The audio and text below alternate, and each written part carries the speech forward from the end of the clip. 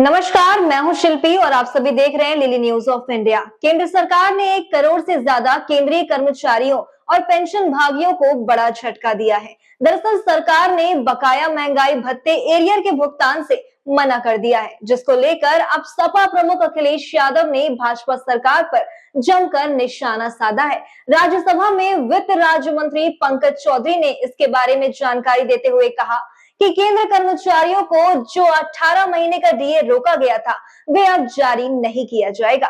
बता दें कि अखिलेश यादव ने ट्विटर पर यानी कि एक्स पर एक पोस्ट में लिखा कि सरकार के वैश्विक आर्थिक महाशक्ति बनने के दावे का मतलब क्या ये है कि कर्मचारियों को उनके अधिकार का पैसा ना मिले। तो ऐसे में आइए जानते हैं कि आखिर केंद्र सरकार ने 1 करोड़ से ज्यादा केंद्रीय कर्मचारियों और पेंशन भागियों को उनके अधिकार का पैसा देने से इनकार क्यों किया।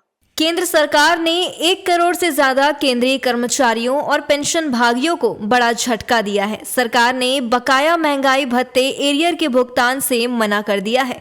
कोरोना महामारी के दौरान केंद्रीय कर्मचारियों का 18 महीने का डीए रोक दिया गया था। कर्मचारी लंबे समय से इसकी मांग कर रहे थे, लेकिन सरकार के इनकार से अब उम्मीद खत्म हो गई है।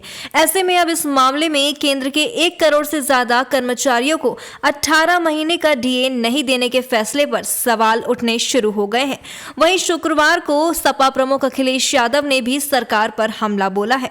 जी हां, आपको बता दें कि अखिलेश यादव ने कहा कि भाजपा सरकार के 10 साल के शासनकाल में महंगाई और बेरोजगारी सबसे टॉप पर है। इसके साथ ही अखिलेश यादव ने केंद्र पर सवाल उठाते हुए यह भी कहा कि यदि देश की अर्थव्यवस्था दुनिया में 5वीं बड़ी अर्थव्यवस्था हो गई है तो महंगाई इतनी ज्यादा क्यों है।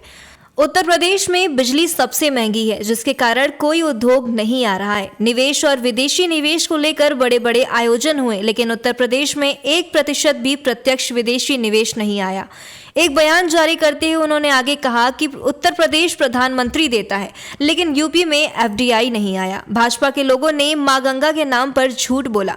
प्रधानमंत्री ने वाराणसी को क्योटो बनाने का सपना दिखाया, लेकिन आज सड़कों पर साड़ घूम रहे हैं। भाजपा ने किसानों, नौजवानों, व्यापारियों सभी से झूठे वादे किए हैं।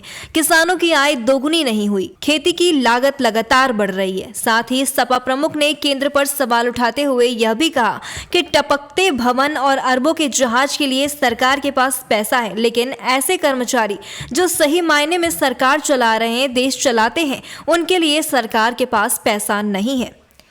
बता दें कि राज्यसभा में वित्त राज्य मंत्री पंकज चौधरी ने केंद्रीय कर्मचारियों और पेंशन भागियों को 18 महीने का डीए देने से इनकार करते हुए कहा कि कोरोना काल के दौरान सरकार वित्तीय बोझ से गुजर रही थी।